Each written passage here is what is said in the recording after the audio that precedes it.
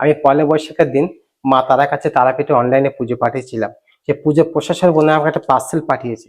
এই পার্সেলের মধ্যে কি আছে সেটা আমি আনবক্সিং করে দেখাবো আপনাদের, ভিডিও দেখতে থাকুন। জয় মা তারা।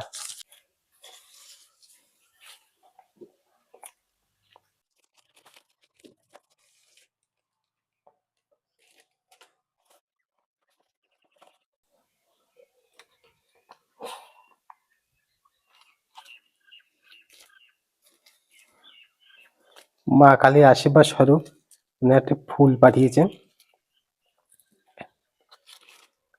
হাতে বাঁধা দড়ি, নকুলদানা, বাদাম, চিড়েভোগ, এর ভিতরে সম্ভবত লাড্ডু আছে।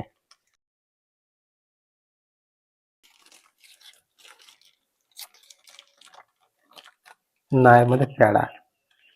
যাই হোক, আমাদের টোটাল কস্ট 751 টাকা।